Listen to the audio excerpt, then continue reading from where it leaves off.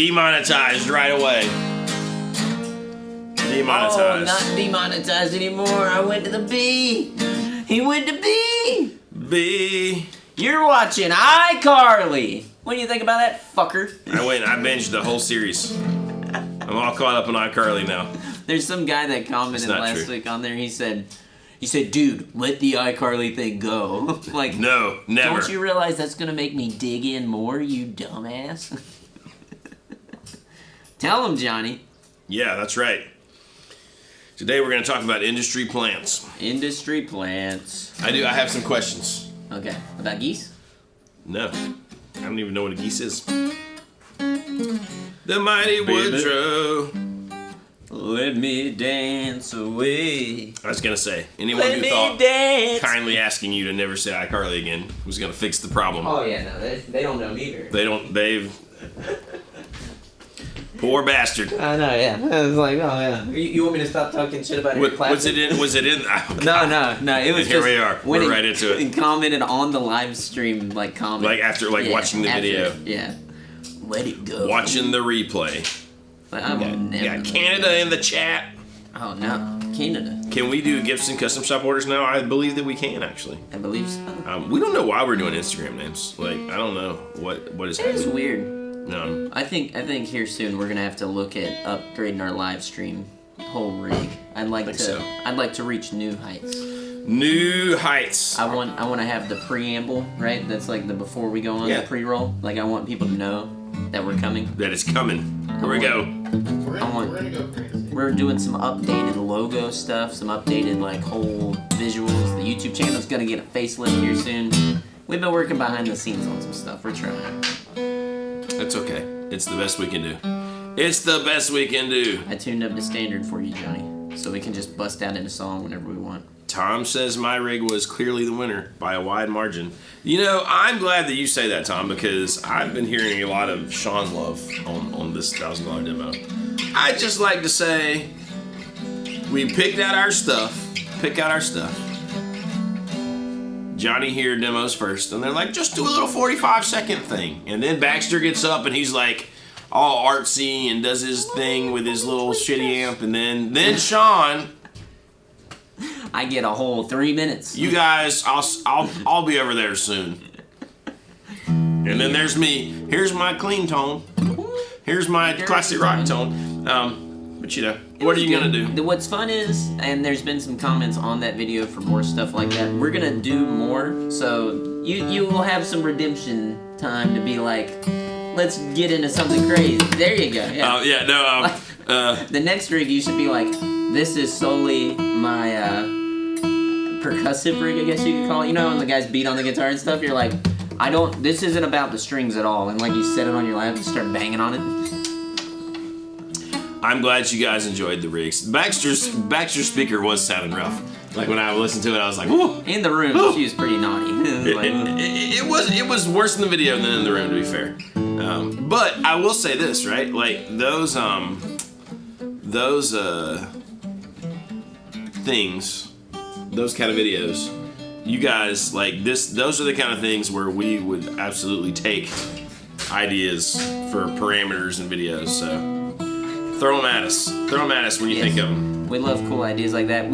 So we want to make that into a series, but we also want to expand on it, right? So we'll call it. It's kind of like buying on a budget is the idea, but feel free to like take that and run with it. Yeah. And let us know what you would like to see us do, because we're obviously going to do various levels of like money, and then I think we're going to do something where it's just like amp specific, guitar specific, effect specific. So if there's something that you are kind of, you can think of anything outside of all those things, let us know. It can be anything. Yeah, because like Tom's just trying to copy Andrew. Yeah, because we don't want to copy Andrew. Yeah, so but we want to do it like a fun sort of take on it. You know, we got our pal Jack Stowe. I know, I saw that. So my students are heading out right now to do an engine build contest at SEMA. That's awesome.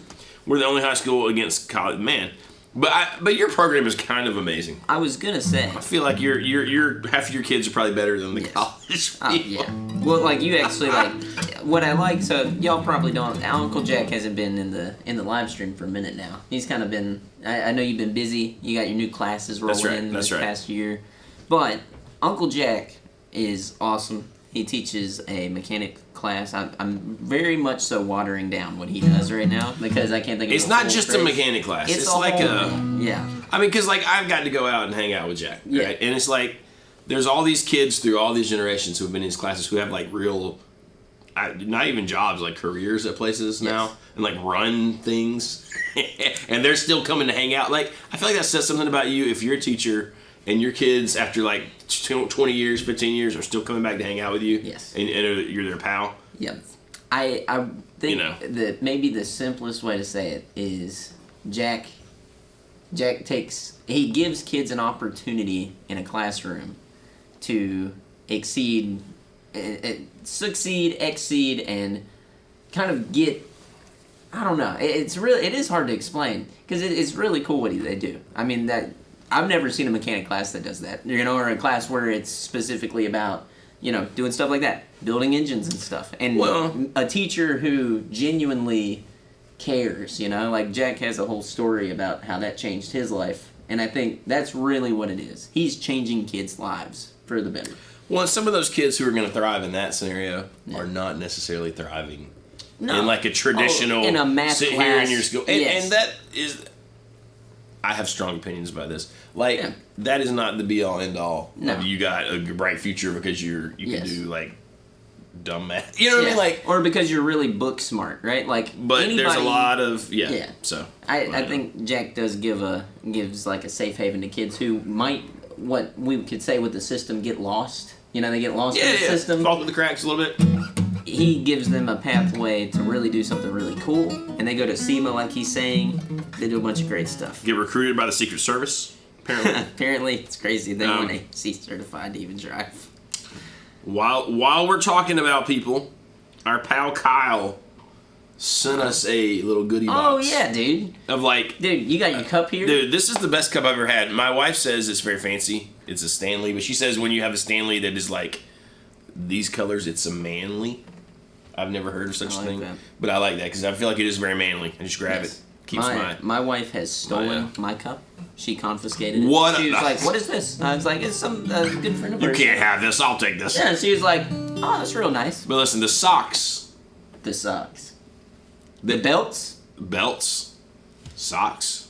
I mean, we got a whole Watches. shebang. Watches. Stickers. The watches are funny, dude. The watches are awesome. Rolling Stones watches. I was gonna wear the red one, but apparently my wrists are fat. Did you get? But I've worn the little- socks like every day. No, I don't know where the socks. I gotta find the watch. The watches are still here somewhere, right? Yeah. I'll take them to the kids if no one wants them. Give it to the little hoss, dude. No. You'll like that. He'll look cool as Yeah. hell with that red watch on. Oh yeah, Abby will wear one too. Abby will wear the little cheetah skin one or whatever. But anyways, we love you all. Ed says, does Gibson take equal amount of wall space in a Fender shop? I mean, we're a Fender shop because we love Fender and we carry Fender, but we're trying to make this thing like when you walk in and you're like, oh my god, I've never seen so many Gibsons and or Fenders, but not just normal ones, cool ones. So they're gonna do them all. But yeah. Let's see. What are we missing? I got a few things we got to talk about. Does Gibson take equal amount of wall But yeah, space? but we do love Jack. Jack is amazing. We He's love sweet. Kyle because he sends us things. See you soon, Jack. Chewy said something about a $1,000 pedal board rig that we could build. I think we could do a cool thing with that.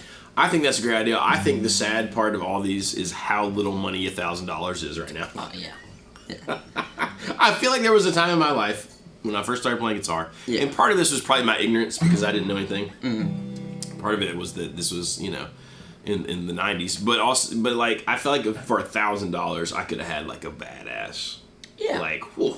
Well, I remember even just rig. in my I've been playing 10 years. 10 years ago, for $1,000, you could get a made in Mexico Fender, and I'm trying to remember there.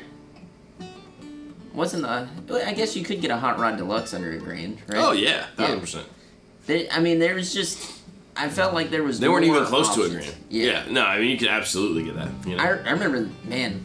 I just now remember this when I started working at the shop. I think the Princeton like 65 reissue Yeah. was under $1,000. Yeah, I remember it was fairly recent that all that Yes. stuff cracked 1,000 and then just Yeah. sailed on Look, by. They sit at like $13.99, $14.99 now, which is to me is like absurd.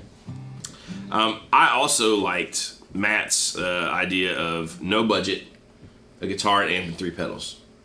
Yeah, that's good too. You know? I think it still all fits in there, even if there is no budget. Like stuff like that would be dope. We'll figure that out because I Yeah. think that would be kind of fun. You know, yeah, no budget, 1 guitar, 1 amp, 3 pedal setup. Ned, I've already been watching some of the Radiohead video.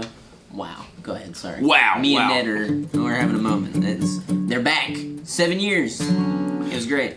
I think one thing we should do with these changes, these challenges, that would make them different than like an Anderson's or a place, right? Is we need to do them and like document them like we have to go do a thing. Because there's like now that I'm trying to embroil us in the new blues nights or anything like that, but there's these new jams in town there's a blues night and there's an open jam. We should, because I'm not necessarily want to do this on my like normal gigs, but it should be like we have to go play a set of X at these jams. Yeah. And here's our parameters, and see whose rig does better, like in an actual live situation. No. Like that would be kind of fun. I think that'd be dope. Because then you know, drag JP out to like film it. You know what I mean? Yes. I want to do stuff like that because I don't want to. Even if we do it in here, like even Yes. if we have, you know, we rotate playing bass and have Yes. JP on the drums. Yeah. And like we're saying, Here's okay, the for rig. X kind of thing, X jam, Yeah. you got to pick this rig. I think and then we can judge it in context. That would be kind of funny. Because I'll be honest, like my rig I picked the other day would have been cool for sitting at home playing, but that amp kind of sucks live because it didn't have any push. You know what would be like, really it'd be cool? fun. And this is like totally ego driven. Like if we had enough pull to do this, which I mean, with local people involved in town, sure, but it would be kind of cool to have it set up where we do something like that at a venue, and we invite all you guys out, and it's like a free thing, but you come out and we do the video live. And we film like us playing through random covers, originals, whatever it is, like just goofing off. And then you get to see what that would sound like in person. And we cut it together and make a video out of it anyways. I think that's kind of fun. That would be cool. I think Ned had to leave us. He had to go. Whoa, But the Sweetwater card or the Affirm loan would be really funny. that would be.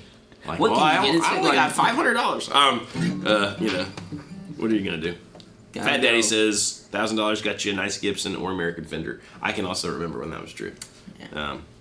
At least a nice American Fender. I don't know if I remember that. For Never Gibson, had but such pleasures.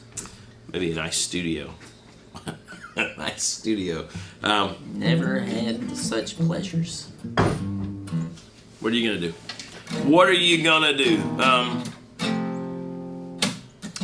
So I started doing listening to the Dan Huff podcast where he interviews people, and he's doing Derek Wells. Who's that? He's a session guy, Okay. session guy in Nashville, Nice. and he has an interesting story, sort of. Very, very, very good player. He is behind a lot of very corporate country music because he's turned into like a producer. I think does some publishing, you know. But here was funny, right? So he grew up in Nashville. Yep. Parents are pretty successful musicians, like players. Didn't start playing until he was 16 or 17, around the age that I started playing. Didn't really even care then until he went off to college at 17, 18. He said, you know, felt young. And then by 21, he had a gig with Josh Turner. Some guy was giving him shit in the comments about being an industry plant. And then being an industry planter for making like this crazy, you know, like these, you know, sort of overproduced, like Post Malone, like the country project and stuff. And I just thought that was kind of funny. I'm like, I don't know if that's an industry plant, but I do think in that scenario, right?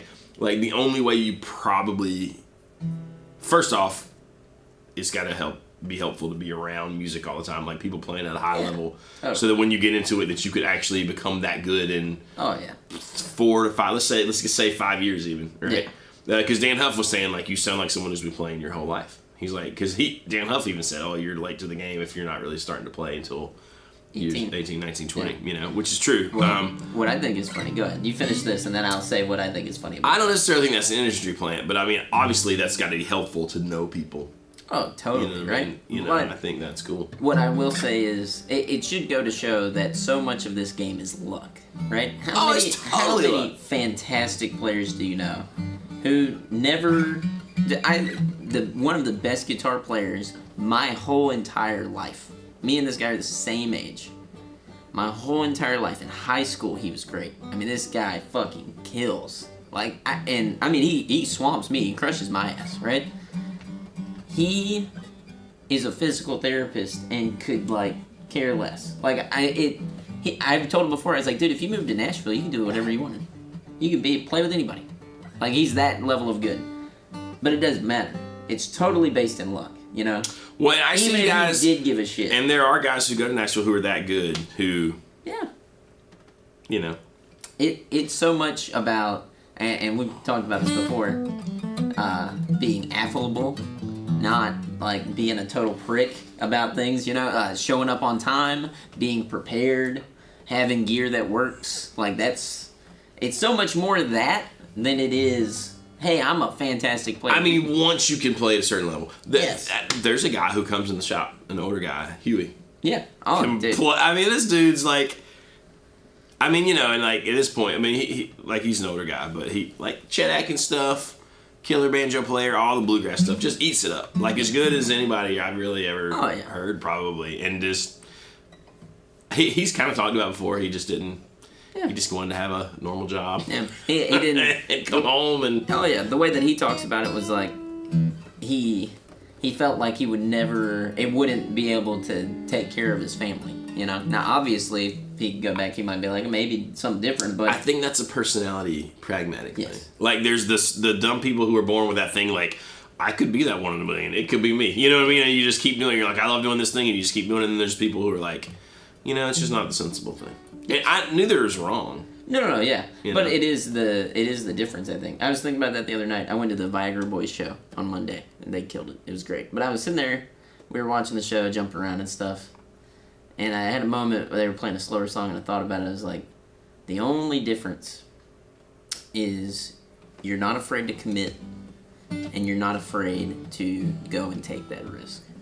You know? Like, living life. And that can be anything. That can be... You're at a punk rock show and you go into the pit. That can be you aren't afraid to get up on a stage and say whatever the hell it is that you really mean, you know? And I think that goes into that luck thing. If you're at all a believer of, like, the way of the universe, the world, all that goofy-ass stuff, I kind of am. It all comes around, you know? And if you believe in it and you do it the right way, and by the right way I don't mean you sit there and you make a million rules to follow, you just... do what your heart is desiring, good things might come your way. Now, also, they might not, but... Well, I mean, I kind of agree. Like Mary Cheese said, Platinum Album Engineer told me she got the album from being available at 2 a.m. Hustle's better than luck. Like, you sort of make your own luck a little bit in some of those things, right? Like, by not, you know, like, Yeah. who was I talking to the other day? I was talking to somebody, and I don't remember who it was. And we were talking about how you don't say no. Like when you're trying to make music or get established, and it's probably that way in a lot of fields where you can't be like, oh, I'm just not qualified to play this gig or whatever. You just got to be like, yeah, and then figure it out. And that's true. I mean, you kind of have to just be willing to do whatever. But yeah, well, I mean, I think within that, it is doing whatever it takes, but also, Yeah. like, for her being up at 2 a.m. willing to work and record somebody, it's like Jimmy Iovine and the same thing, you know, that he got called in at Thanksgiving to go work with John Lennon. I think some people say it's hustle. I think those people would probably say, no, I just cared that much. Like, I believed in it that much. I believed in myself that much to say at 2 a.m., I gotta be there. Because I don't want to miss what's gonna happen. You know? yep. And I could be wrong. They could be like, nah, I wanted the paycheck and I was hustling hard. You know. Let's see. I saw. Mighty Woodrow says my grandfather turned down being the torn bassist for Percy Sledge because he had to take care of his family. I mean, yeah. I mean, like, you know, you just never know. I don't think it's a one size fits all. It plays out differently in certain scenarios. You know what I mean? But it just does, man. That's kind of fun. Yeah. Taylor or Martin, Sean? Martin. I mean, Or Taylors Gibson. are great. It depends on the Taylor. It depends on the Taylor. I think I'm just a Martin guy at heart. Generally, and I'd probably say generally, Yeah. I would mostly prefer Martin. But now, this guitar is Yeah. I've only had this guitar for a brief amount of time, which is crazy to me that it is mine. But Yeah. this is a really good guitar. But this has kind of reminded me of what I think I already knew the best Taylors were from that like 90s, mid 90s. Yes. you yeah. know, They do kind of have their own golden moment, and that like, being it. you This know. thing crushes, right? Like it's as good as any Yeah. acoustic I've ever played, probably. And I do think they captured a little bit of that in the Gold Label and the Legacy series. Mm-hmm. And the other ones, like the V-Class stuff, is cool too. It's got its own vibe. But I think over those, I prefer a Martin now. We've only gotten one Murphy Lab acoustic so far. Yeah, like but- Gibson Custom Shop. Damn, it was good. I will say we unboxed an Epiphone yesterday. That was pretty damn good too. The J45, like inspired by Gibson Yes, thing. that like, thing was badass. Dude. And it looked amazing, right? It And that's did. part of it. But Yeah. I mean, you know. But also, as good as that J45 was, it's just different. Like it's not better than that 37 Oh, yeah, no. Martin. Or- it's just different. Exactly. In the same way, if you go to the highest end Taylor, Yeah. it's a different guitar for a different person. you know? For sure. You know. I think Kyle is in here right now. He said, "Morning, boys. Nice water bottle." That's a great water bottle. We gave you a lot of love earlier on in the live stream. We did. Just to reiterate, We could do thank it you again. for all the gifts. Doesn't matter. It's amazing. Awesome. Made our day. It was awesome. Hot hands. That's our friend. We actually were talking about the water bottle and how much we love the socks, or how much I love the socks. Apparently, Sean was already acquainted with those socks. I know those socks very well. I've bought them at Zoomies before. They're killer socks. I don't shop at Zoomies anymore, by the way. I'm wearing a pair of Wolverine socks right now. And I don't mean the work brand, I mean the Marvel character under my boots. So, anyways, but no, this is awesome. We appreciate you ridiculously a ton. I think I've used this thing every day. I stole the big one. I was like, this one's mine. Nah, Sean was like, you use the water bottles all the time. You take it. Run with it, baby. It's true. It's true. It's all actually eat, sleep, and coffee in here right now, but you know. Coffee. Except JP, but we'll let him slide. Exactly. He eats drums for breakfast. Sam Holiday V Music says, "Good morning, hosses. Y'all ever played a Martin Custom 15?" I think we have. Right. Like, we've had a couple of those. Belvy had. That's what Belvy had. And that was a sweet guitar. He had one that was like that. It was like sinker mahogany That thing was with the little bad. slotted headstock. It was a bad guitar. It was had the bad perfect in all the inlay best ways. package. God, it was good, dude. So yeah, I have to say, pretty much all the custom Martins we've played or had, we've had quite a few through the shop, have been really good. Yeah. But I will say the best. I mean, they're so expensive, and I know it. But if I had unlimited money to buy a Martin, it would be one of the authentic 37s. I mean, those are so good.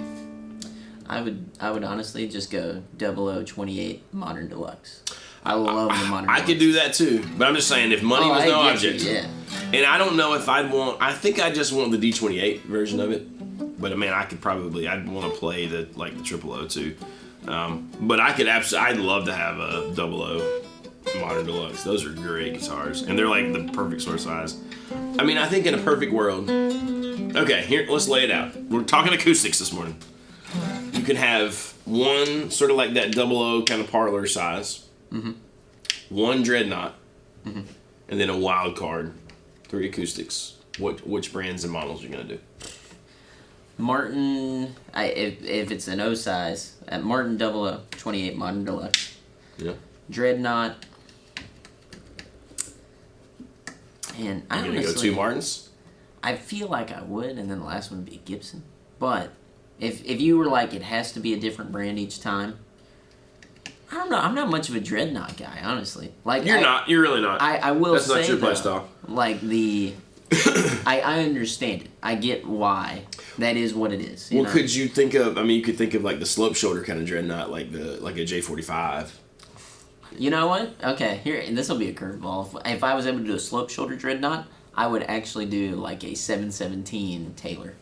They're awesome. I would do the new one, the gold label. Yep. The gold. Okay. I would do that because I love the sound of that, and then my last one would probably be like either like a J45 or not a J45, like a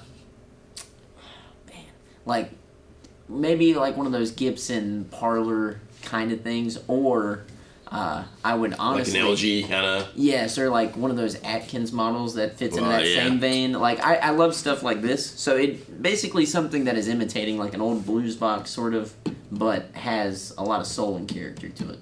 Like it could be an old harmony. Like That this. have you played? You know our pal Rob that we got all the guitars on consignment for, Big Beard. Yeah, Gotcha, yeah. You know I don't know if he's something like that. Yes, Have you played? You know, he's got the reason he's selling the vintage one. custom shop. Have you played that one? No, he said he said it's as good if not better. As cool as the vintage one is, guitar wise, Yeah. playing it like just from a playing standpoint It and a smokes. sound, a tone standpoint, God. That's I mean, what he said. He said it killed him. Here's a crazy curveball for you. Yeah. I could almost do the small guitar as a tailored 12 fret. Okay. You know what I mean? Because I'd like to have. I think I'd want the dreadnought to be like a D28. Yeah. And maybe one of those authentic the 37s, and then I would want to have something like, you know, either a Hummingbird or like a Southern Jumbo. Yep. You know, from a Gibson kind of standpoint. Yeah. Well, like a Southern Jumbo the J200s, anything like that, it's a different sound. It's a different thing, for sure. It like even if you have a dreadnought, that does something far different. So. Okay, listen to this. Reverted Catholic says, I have a Fender custom shop, TDP2RW. I've never met anyone who knew there were Fender custom shop acoustics, and most people think a CD60. So how? Okay, you got to tell us, like, how is the custom shop acoustic? How did you wind up with it? Did Yeah, you order it back in the day? Were you like, damn, I just got to have one of those Fender acoustics? Because, you know, we love Fender, but they've got a shoddy track record when it comes to making acoustic guitars. I'm not saying they've never made a decent one, but it's kind of, I mean, you know. I'd also love to play. I'd love to put my hands on a custom shop Fender acoustic, wouldn't you? Like, isn't there like a huge curiosity that's like, oh. I've known of them. I've read the whole tale of the custom shop and how they tried to build one out in Montana and everything, and it just never. Fender just. I think they were never supposed to make acoustic guitars. I think it was just not. It's not supposed to be. The only company that can do it is Gibson. Gibson can have a foot in both worlds. I'm sorry. I wish it weren't that way. But it kind of is. But that's just what it is. Like I don't know. Like successfully on any sort of scale. No one else can do it. Like they've managed to do it. Like Martin tried to make these electrics. Yeah, me and Baxter have talked about this, and we were on a car ride. Maybe it was you and me too. I think we probably all talked about this at some point. The only reason I think is because they were doing both when they started, and they just never stopped. You know, they had two sides to it. Everybody else starts in a lane, right? Martin started in a lane. Fender started in a lane. You know, it's like you just gotta stick with Well, you know, it's not like Leo Fender was like a crazy luthier. No, yeah. He's like, I'm gonna make these slabs of wood. Yes. I'm gonna bolt these next to him. Yeah. Bam! You know what I mean? Yeah. That is not electric, that's not acoustic guitar making, right? Like Gibson's making, you know, they're making these crazy archtop things, and mandolins, and if you can build a mandolin, you can build an acoustic guitar. And maybe that's a good point too, is Gibson already had a golden era before the 50s with guitars, mandolins, things of that nature in the, 50s, or in the 20s and 30s. So. Here's the other thing, right? Like, it's probably not fair. Like, we think, the big three, or the big brands, and they're all ancient and they've been around. 1950 or 1946 when Fender actually started is not like 1898. You know what I mean? Like those other companies had a big head start and a tradition of like this craftsmanship. If you look at it from that scope, Fender is far more successful as an idea in business in comparison to all the other companies that had to be a legacy that built and built and built and built and built. Here's the other thing, right? Why do you? I mean, like Gretsch's made acoustic guitars and they're okay, they're fine. We've played old Gretsch's and they're neat. but you never play one and you're like, oh my god, like you do an old Martin or old Gibson, right? Why do you like? You'd think they would have figured out how to make a crazy great acoustic. You would, because that's like kind of their heritage before that, right? And then also looking at the fact that they made drums and all these things. Like, I feel like Gretsch was the original doing all of the things, but not necessarily doing any of the things amazingly well. Now, stick with me for a second, because I'm not saying that Gretches suck. I'm just saying that, especially if you play old Gretches, and you know this as well as I do, you might play one or two that's like, whoa, that's badass. And then you play a lot of dogs, a lot of busted binding. I mean, even the best ones, we got to play one, I guess we can say, the inch whistle batch, and it was great. Now it's amazing. That was the best. But the binding had been glued back on. Yes. It sounded, and sometimes you just play old guitars and you can tell the tone is great, but you're like, man, I wish I could make this playable. Yeah. That was a great playing guitar. Actually. It really was. It was a great playing, great sounding, great feeling guitar. And that is not necessarily the way with old Gretches. Every other Gretsch that I've played, I was just like, man, there's a plastic thing to it. I think it's one of those guitars. If you want an old Gretsch, like they're out there, but you got to go on the hunt. You got a safari. You got to go and play 50 of them. And before you do that, the first thing I would do is play figure a out. Japanese man. But yeah, do that. Definitely do that. Oh no, here it is. This is what I wanted. Go and find a luthier that I know so many guys who have told me I will never glue the binding back onto a Gretsch. They said, I've done it, and I've done it. And I'm fucking done. The way they did that 59 that was in here this week was they I'm sure they glued it obviously and they clear coated back over it. Yeah. You know what I mean? Which kind of made a lot of sense to me. But he said a good majority of the binding was still there, but they all crack. They just did. Mary McCheese has a question we're gonna have to answer. I feel like the Gretsch. This is a good string of conversation that we may circle back to this because you playing an old Gretsch it's a trick in itself. Okay. Does a D35 sound better than a D18 and D28 in person? It sounds so in videos. It sounds different. I'll put it this way. I've played D35s that smoke D18s and D28s for me, but it's usually that specific one. On the whole, I prefer a 28. I do too. I think rosewood, spruce, that's the way to go. I know that a D35 is rosewood still, but the three-piece back, yeah. I think you have way more hit or miss with those. And listen, I like I'm going to be honest with you guys. I love D18s.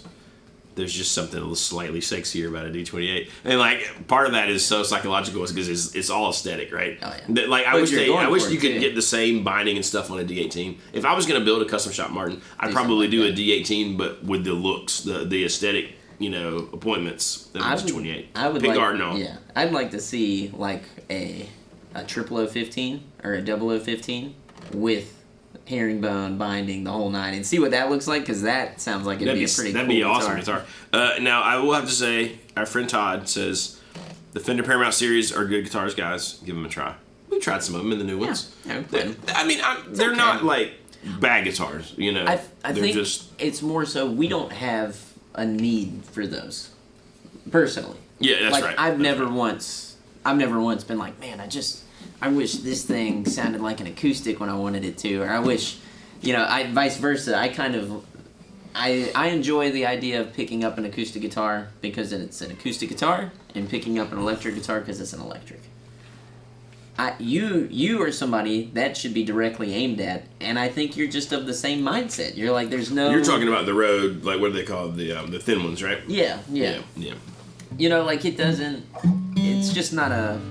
I really wanted to love the Acoustasonic Telecasters when they came out. Yeah, I did because I was like, man, because I do a nauseating amount of shows where I go out and stand in a corner of a brewery or out somewhere and sing the hits to the folks, and I use the looper a lot, and I'm using my own self, and I was like, man, if I could hit the knob and play little Telecaster lead over that stuff. But nothing so far has been better than just a good acoustic with a good pickup and a loop pedal and a preamp and then some kind of random overdrive to make it sound slightly different when I play the loops. Or you play your Gretsch or an electric I've done that guitar. too. You know? Every time I do that, it's fun for a minute, and then I'm like, oh, kind of wish I was just playing acoustic. But I will say this: I have found what I consider the best overdrive for the acoustic. To not totally just sound like an acoustic through a shitty distortion. You know what I mean? Here we go. I'm ashamed to even say that I'm using it as this because it seems like a waste. Get ready. The Greer Lightspeed. Whoa! It's so good for it. I didn't expect that. Well, because all it does, right? It doesn't really add. I mean, like I've got the drive up towards noon, but it doesn't really add like distortion. It only changes the. I mean, it's basically an EQ pedal because it solves the problem. You know how plugged-in acoustics. You got to play like just the high E and the B, and they're kind of like it's not there. It's fine when you're strumming, but they disappear when you're trying to play single notes sometimes, like plugged in. Yeah. Fixes that problem, and I'm guessing it just changes the EQ enough that suddenly they're present and you can hear them. Yeah. It gives it some sustain. It's probably a little bit of compression. It thins it out. Yeah. It's almost. I got it almost like a low cut. Yeah. You know what I mean? Mm-hmm. But it just works great, and it doesn't sound so unnatural and so unacoustic that suddenly it's like out of place. Yeah. But it gives you all the stuff to kind of play, your kind of electric-y things. Yeah. And have it sound. I don't know why it works so good, but it does. That's cool. I didn't It expect does. that. You boys like Mexico? Mexico. Are we Super drinking? Troopers? Are we drinking margaritas? You boys like Mexico? These schnozberries taste like schnozberries. Oh my god. Todd says my Gretsch Jim Dandy is good enough for my playing right now. I will say the Jim Dandies do like a thing. They're like this guitar. You know what I mean? Like they're so much fun. Yeah, there's like a thing that they do. There's a shittiness that you're kind of like, yeah, that is cool. Well, I wouldn't even call it a shittiness. It's just there's like it's almost one trick pony, but it's like the trick is really fun. You know what I mean? The trick is really good. How does the Greer compare to a clone? It's different. The thing it does with the boosting is different. Like it seems to bring out it's softer, if that makes, like the edges are softer, if that makes a rounder. It's a rounder sound to me. But it still kind of does this, it makes it, I know I'm talking in like guitar, or like you're doing great. Generality, stupid buzzwords, but like it does the bloom thing where there's just a little bit more like harmonic content. But I feel like the Gretsch can get very sharp on the edges, very gritty and like not always a pleasant way to me, the Klon thing. And then, the Lightspeed kind of doesn't do that. I think we can be honest. Klon's overrated. I think we all know that. And I'm not just saying that to say it. I mean, like, it's overrated in the way that I don't think it's like, I don't think it's witchcraft. You don't think it's worth $5,000? Like, fuck that. I don't think it's worth $350, dude. Like, I'm saying, like, I've played some Klein clones that had things added that I thought were cool. Yeah. Like that Matthews Effects Architect, I think is a cool pedal. Yeah. I think that I actually think that Interstellar Audio, what is it called? The Aquanaut. Yeah. Right? Isn't that it? Octonaut, Aquanaut, something like that. Something like that. That's a cool pedal. Like that's a cool pedal and it's supposed to be clonish, but But I just don't feel like the Klon, like people take the Klon and they're like, fuck the hype, fuck all that shit. Play the damn thing. And I see people do stupid stuff with it all the time, like not using it in the way that, well, John Mayer does this. I'm like, well, fucking John Mayer does that. Great for him. Shit, it's dog, dude. It's dog. If you like it, I played one that had germanium components in it, and that was kind of cool. That was the only one I've ever played that I was like, damn.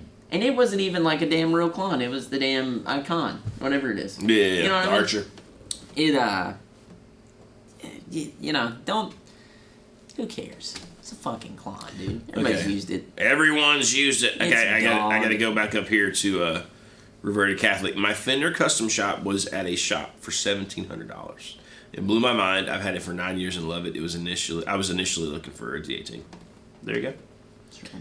I mean, almost any, like, kind of like Sean railing against the Klon that, like, there's always a conventional wisdom about a particular model or thing, right? And sometimes things will get bad raps. justifiably so. Yep. But you'll still find that one individual thing that's amazing. Yeah. Like, how many times has there been a guitar that everybody kind of agrees these suck, but then you pick up one, and just that one, amazing. Yeah. So I'd like to play 4 or 5 of the custom shop acoustics from Fender to see if that one is amazing. Yeah. Or if they just happen to, they did it right. They figured it out in the custom shop. You know what I mean? Yeah. Because, people will kind of talk shit on, certain year, 70s Martins are, not awesome. But we've had some that come through that were, awesome guitars. Yeah. You know what I mean? And, you can just see that 70s Fender stuff sometimes sucks, like the Strats and the Tellys, but every now and again you come across one and you're like, wow, that's a good guitar. Yeah. Like the Hardtails. But anyways, what are you going to do? What are you going to do? I agree. All right. David, 7061 says, our stream sounds great this episode. Saw that. Good job, JP. Thanks, JP. Yay. JP said, go. Nah. You want to see if Tom's still here? He's gonna say something. Watch this. Oh my God. Well, and I think part of it is we got a nice little buffer for when I set my Yeah. There's no plate reverb. There's no plate reverb. That's what we're talking about here. What are you gonna do? Something. What are Last you week gonna Tom do? was like, whoever is tapping their foot, they need to stop. It's like, damn. Just relax it. Relax I it. got that thing, what is it, restless leg? I do that all the time, dude. It's bad. It's all the coke in my veins. It's a good clean boost. Helps clean up with sound with some of my other pedals when I'm going ape shit. I like it. I'm not saying there's not a use for it, Klon. What I am saying though is, whenever people are like, it's my sound, I'm like, okay. What else is your sound? A Fender amp? Whoa! Deluxe reverb, that's me. Fucking genius, you know? You can't say things like that unless you're like Mark Knopfler. Yeah. Like, my sound is a Strat into a Fender amp with my fingers. Okay. Well, if you did Sons of Swing, you can say things like that. Yeah. You know what I mean? Like, if you do something like that, you get to say that, right? Like, and you're from a certain generation. But until that point, Yeah. I mean, you can have your sound. It's just the way it's stated, right? It's the way it's stated. Totally. Like, I could say, I don't know. I could have all sorts of things I could say is my sound, but... Yeah. Well, that'd be like me if I was like, the shitty harmony's my sound. It's like, and Jack White's gonna kick my ass next time we see him. He's gonna be like, let me tell you something. I made that shit whenever you were shitting yellow, boy.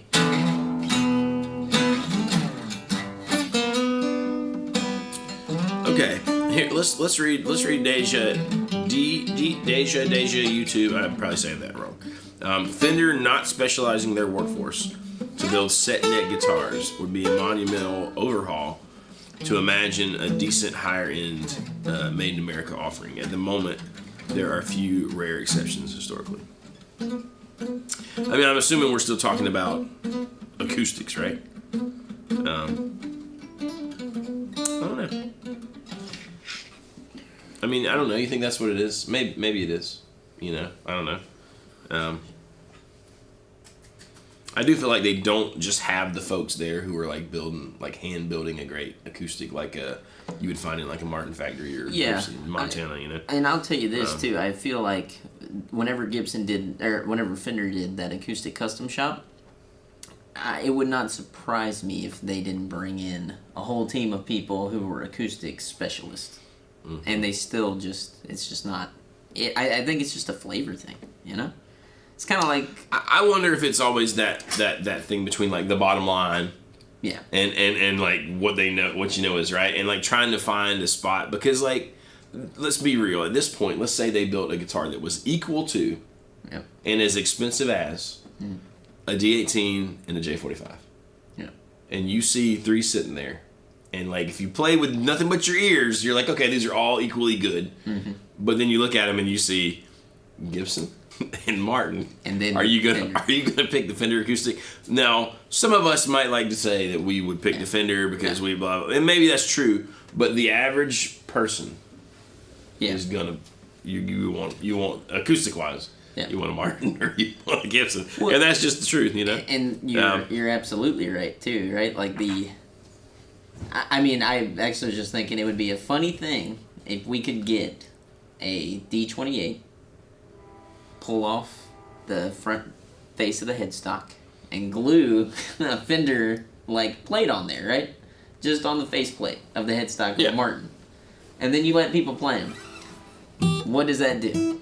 You know? It's gone to shit. It would sort of be like Just a heads up. I don't know if we're frozen. Maybe we are, but frozen? it would sort of be like if the whole thing where like they take the amps and put the speaker cabinet, different speakers in the closet. Yeah. And like see how similar they actually end up being. Yes. It might be like that. I don't know. Yeah. The Or train, doing the whole like helix versus the real amp thing, and you go back and forth without knowing it, and then you're like, oh, I like A more. You don't know.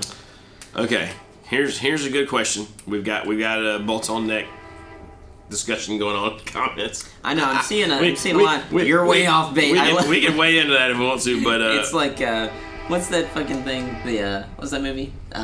With the dude, The Big Lebowski. oh, You're out of your fucking depth, Randy. Whatever he says. That's what I feel like that is. You are way off base, Todd. let's answer this question. What is your backup guitar on stage if you break a string? You got 5 more?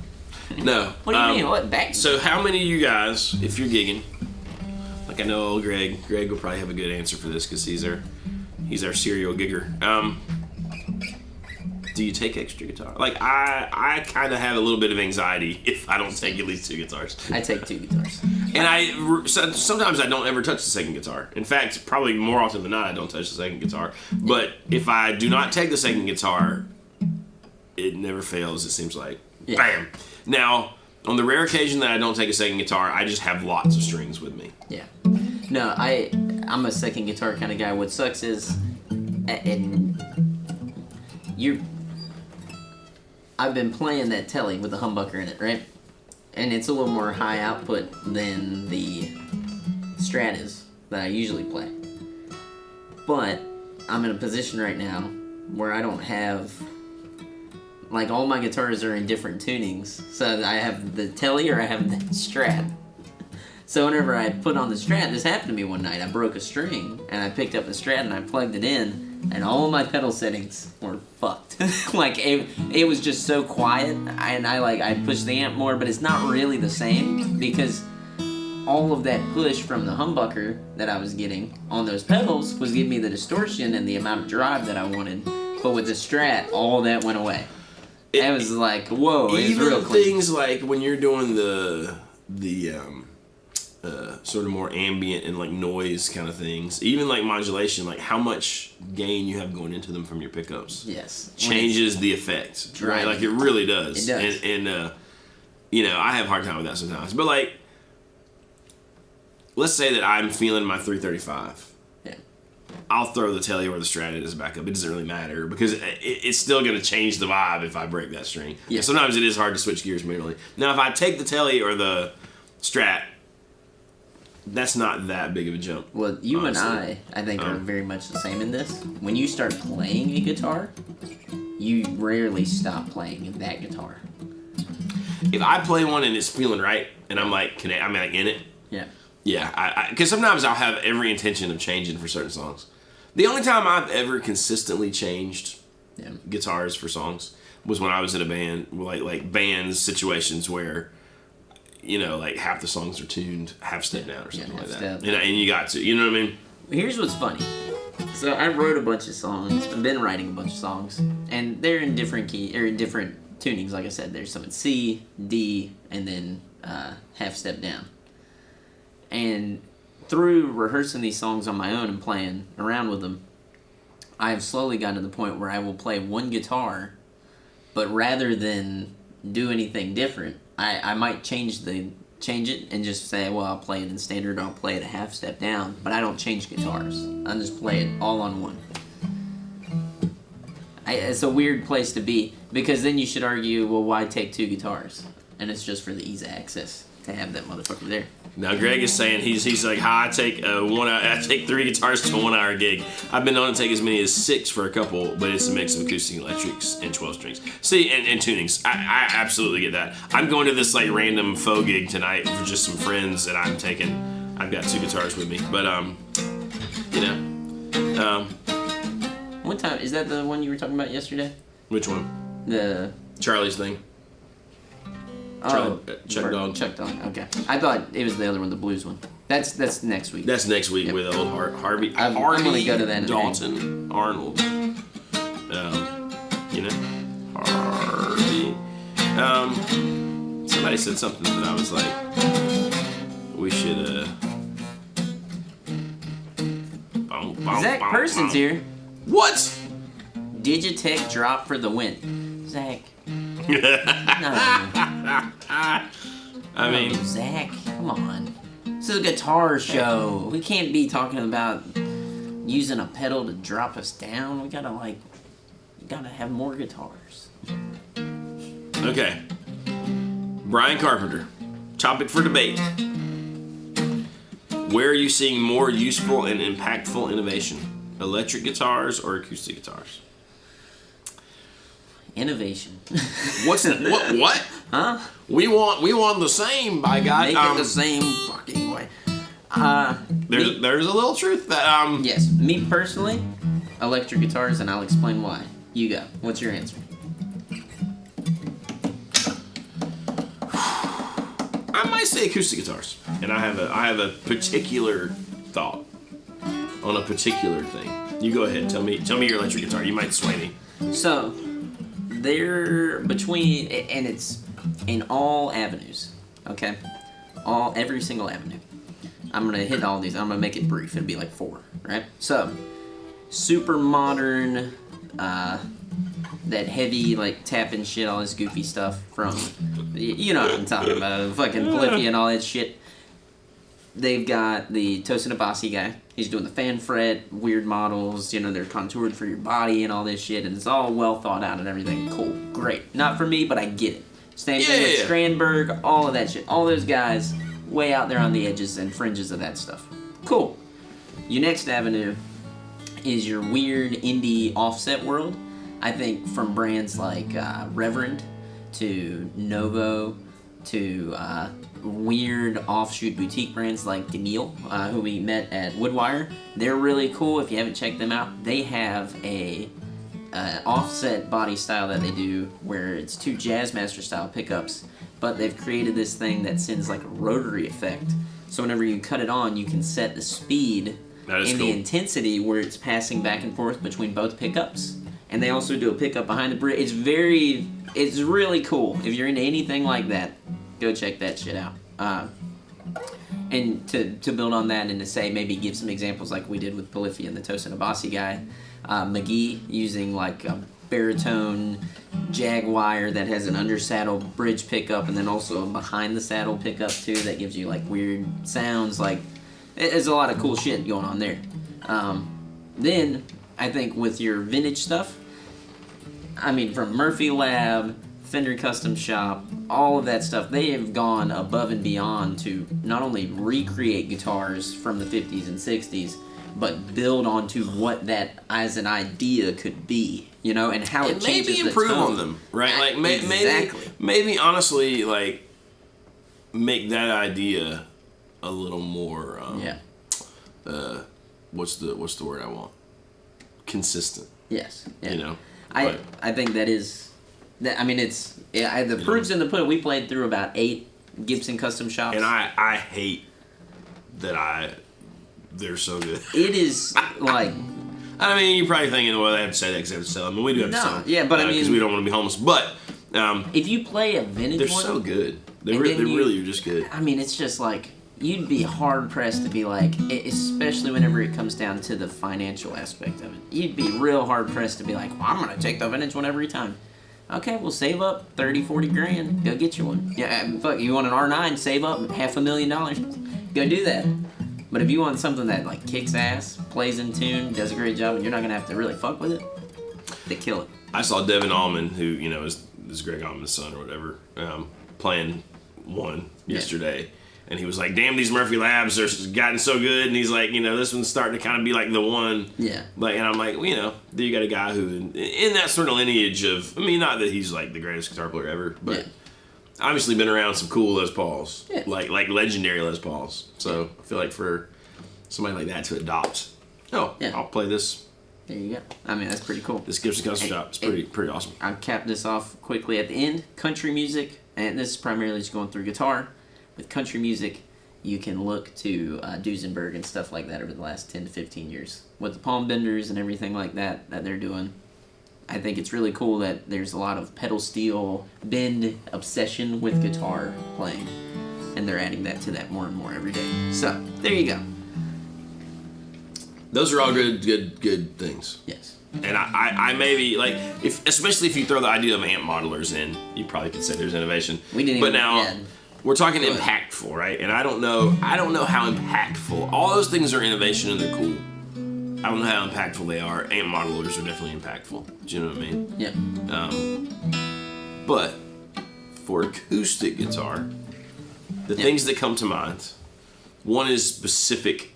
The newest is it the gold labels where you can like literally adjust the neck angle with one wrench in the guitar in like 5 seconds. Like that's a pretty great innovation, and that maybe kind of goes into that whole set neck versus bolt-on neck. The Taylors aren't bolt-on in the way you'd think. Yeah, no. But they technically are bolt-on necks, and they're. It's hard to say that's not better than having to like heat up an old Martin, break the glue off, put it back in there. Hopefully it sets in there right. Reglue it. You know what I mean? Like if you really think about it, fuck even all that. If you got a Martin that was made before 1975, go adjust your truss rod right now. Oh wait, well, it doesn't fucking have one. It doesn't have one. I mean, like, and so you will eventually have to reset that neck. Like you will have to unglue. You know what I mean? Like you will. So like. To me, that's a real thing, and if you really are flying around playing gigs with an acoustic guitar, it's hard to not want that. Because like I've been with Robbie, where he's like fighting his Martin, you know, and trying to adjust the truss rod, and it really is the neck angle. You know what I mean? And like in his we've gotten to a gig in Arizona, and the strings are laying on the frets. It's like dang it, you know. I mean, like so to me that is pretty big. The other big thing that I think is getting crazy right now. Is how good plugged-in acoustic sounds, which is not as sexy as the electric guitar stuff. Yeah, but I mean, but like the pickup systems, the preamp stuff, and then the acoustic IR stuff. I mean, I don't know. It's just made for some really authentic, like sounds like a mic'd acoustic.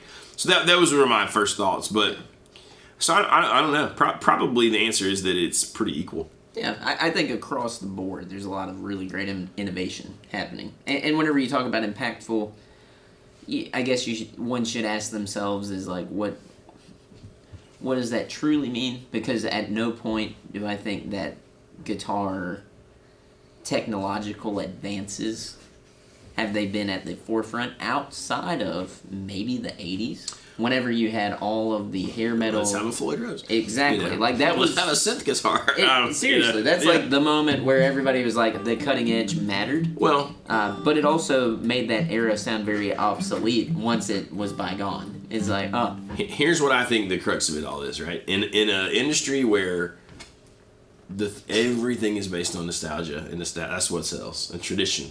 Yeah, we don't like trumpet innovations very often. You kind of tuck them to the side, and you quietly make your thing better, but then you make sure to tell everybody how it looks exactly like the one from the 50s. Yeah, sounds exactly like it does. And I'm not saying that's necessarily good or bad. Yeah. But you also got to think, right, like, I don't know, we're just not that far removed from the beginning of the whole thing. Yeah. Like, it is crazy when you think about music like we think about it. It's not that old. It's not 100 years old. We're just reaching that 100-year-old... Like rock and roll. People recorded music to sell it and make an industry out of it. Before then, there was no industry. I mean, we're still using terms like publishing, like when you had to just write your music down, and then you could sell that, and then people could hopefully, you had good enough like orchestra or musicians or chamber musicians in your town to like recreate it to where you kind of got the actual intended vibe, right? Yeah. Like we're still using those terminologies for like legal things and paying. Like we haven't gotten past that yet. That's wild to think about when you ask me. But you know, what are you gonna do? So you know,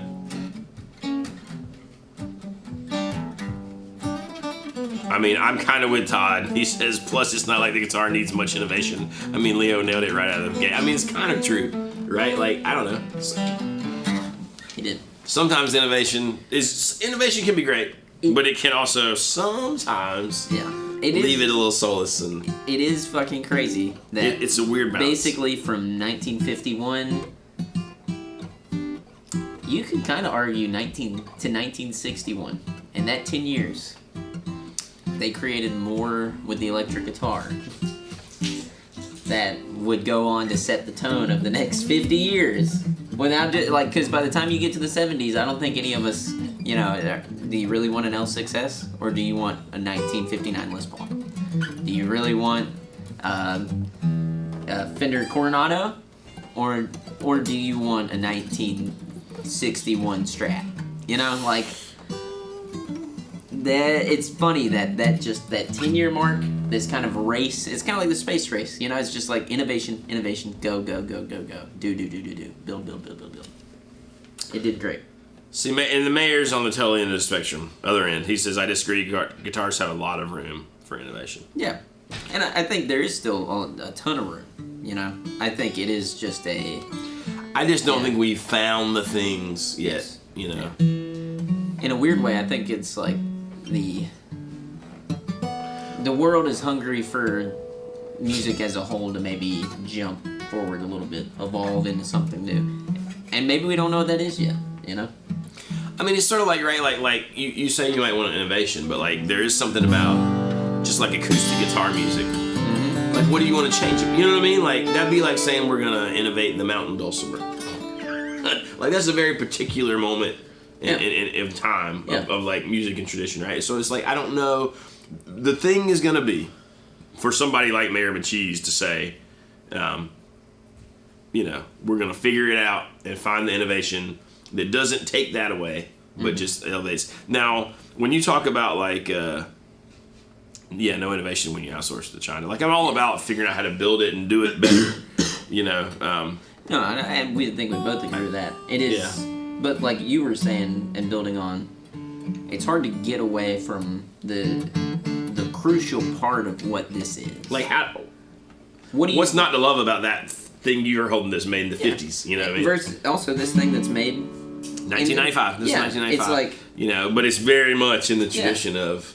I mean, there are some innovations in the Taylor stuff. Like, obviously, Bob Taylor changed some things about acoustic guitars. Break it down, there's integral things. 6 strings, frets, a nut, wood, saddle, bridge,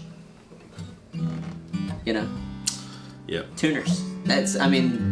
It kind of has to revolve around that, and, you can change the shape. I think you can change how it's amplified.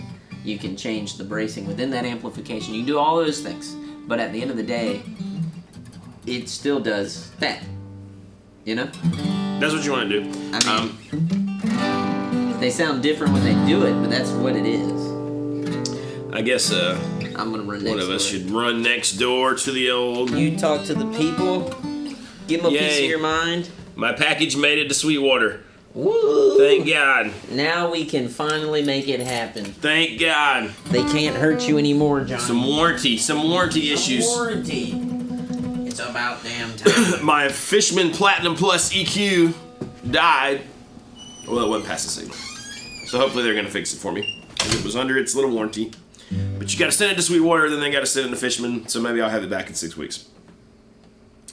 Brian Carpenter. So now the follow-up question is, has all the innovation stuff the last 3 decades just been snake oil and a bunch of BS? Well, I don't know that it's snake oil. I just don't know that, like, they're like, a lot of what I think of as innovation is like subtle things, like stuff that really is endearing, or like enduring rather. And because like you don't see the bracing in your acoustic guitar when you pick it up and play it. You don't think about it. You know what I mean? So, but I do think like Martin's a good example. I think some of the like modern deluxe stuff and the normal like D18, D28 stuff they're making right now is probably some of the better guitars they've ever made. And I think to mass produce that is innovation, right? So some of it's snake oil and BS. I mean, great example of BS is the robot tuners on Gibson. They didn't do too well. they didn't work. You know what I mean? So I don't know. Give me some specific ones, and I'll tell you if I think they're snake oil and BS or not. So, I think that like stainless steel frets, probably a good example of good innovation. Some of the like roasting, like or torrefied tops on acoustics, or like roasted bodies, roasted necks. I don't even know if we think about that stuff as innovation anymore, but it is. You know what I mean? It makes some really good. It makes some really good stuff. Arthur says, "Thanks for the BS innovation speech. Hit the like." But yeah. Let's see. All the power to the U.S. factories that rolled out more innovative production methods and safer equipment. Shout out to the plate machine. Yeah, I mean, all that stuff, right? That's stuff that you don't see or think about. You know. Mayor McChee says, starts by giving a shit. The big three flat out don't actually give a shit about anything but money. I mean, I think basically any company gets big enough, and that sort of becomes the main thing. I will say the only, and I don't wholly disagree with you. The only thing I will say is there are people that make up some of those big companies that I do think, you know, they give a shit and they care about stuff. Now they might not have the final say, and it all still is beholden to the bottom line. But you're not totally wrong. So, you know, and I mean, I don't think everything new is necessarily an innovation. Like, not every new model that they release, because now we're in this sort of never-ending loop of new product releases. Yeah, most of that is not necessarily a meaningful innovation. Some of it is, some of it's not. And a lot of it is just like remixing up specs and innovations that we already kind of know about, and just like, oh, we've never had this together before. So there's some of that stuff too. You know. So Todd Roy says Leo Fender innovated the electric guitar. Other people are refining it. And Tom says actually Leo invented the electric bass. He did invent the electric bass. But yeah, what are you gonna do? So there you go. I think it's easy to go down crazy. I mean, God, if we really had all day, you could think about it. There's probably a lot of innovation. You could probably think of a lot of really bad and really good innovations. Probably even from the same company, from, you know, Fender or Gibson or whoever. Tom says the piezo pickup was innovative for sure. Fettuccine Al or Raver says testing more sustainable tone woods is a step in the right direction. I mean, it is hard to not argue that sort of Taylor has probably done as much good for like the guitar industry in like that direction, like sustainable woods and like fair work practices and all that kind of stuff. Probably, well, I hate to say more than anyone else, but any big company that I know about. Greg said, this is an interesting take, Greg. The robot tuners were a good idea. Putting them on every guitar was the big mistake. That's kind of true, right? Because putting them on every guitar before the bugs were worked out and not being able to get normal tuners. If they had put them on a select few guitars, they maybe would have kept refining them, and maybe by now they'd be awesome, right? But yeah, putting them on everything was definitely kind of rough. Tom says it's surprising someone hasn't come up with a modern alternative to nitro.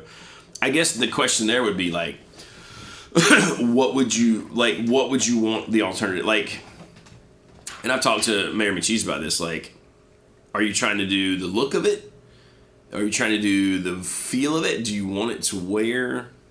Like, is it all about the feel? Because I bet there are. I mean, there sort of are some alternatives, but I'm just not sure they do exactly the same thing. So I guess the question would be, do you want something that behaves just like nitro if it's not nitro? Maybe so. No. My knees hurt says I just pulled 5 gallons of nitro lacquer out of my closet. We'll be huffing fumes later. That's kind of actually pretty funny. You know, what are you going to do? Brian Carpenter says, well, just think about all the supposedly different whines on guitar pickups that are meant to be the next big thing. Or acoustics, the bracing that allegedly resonates more and projects better. I mean, I think some of that stuff is true, right? Some of that stuff is just different. I think they try the things that are supposed to be the next big thing, and then they realize sometimes that what people really like, and this is the same thing with tubes and amplifiers, what we really like is the imperfection of tubes, right? So, you know, they'll get a new bracing that's like clearer or more harmonics or more this or that or more tonally balanced, and it turns out people don't necessarily, like, maybe it does do all those things, but is it really better? And I think that's what happens. Now with the pickup winds, I think that more falls in the category of like the reverse engineer thing. Like, can we get it back to exactly how a pickup from 1961 that's been in a guitar for all those years sounds, or you know, a humbucker from 1958 or 59. You know, and I think probably the technology is getting better to recreate some of those things. Maybe some of that is BS. Some of it is just like snake oil a little bit. But the truth is, some of it's probably, it's such a minute, subtle change. It's hard to hear it. And then there's a lot of other factors, like with pickup winds. Like, for a pickup, right? Like, you got to have the right amp paired with it if it's a certain, like, crazy low wind or crazy high wind. And then, you know, what are you running it through? Are you going through 15 tiny computers on the floor before it hits a tube amp? You know what I mean? Like, are you just going to a modeler? Are you playing plugins in Logic or GarageBand or whatever? Like, I don't know. That one's tricky, right? Because you could always play around with the winds on an electric guitar pickup and then say it's the newest, best, greatest thing. But really, the reality is it's just different. There's always going to be somebody who, like, no, I actually love 57 classics, or I actually love, you know, I just want the Seymour Duncan Antiquities, or Lawler's the greatest thing ever, or no, you got to spend $1,000 on the new Gibson pickups, or no, you got to have throwbacks. I mean, there's no accounting for, like, people's subjective opinions on that stuff, I think, you know? It's just tricky. Let's see, what did Brian Carpenter says he agrees with Greg McFadden. What did Greg say? Oh yeah, the robot tuner things. No, I kind of think that's true. But you know. Shovel says I look so intelligent behind it. I start holding the acoustic all the times. So, you know, whatever. What are you gonna do? Well,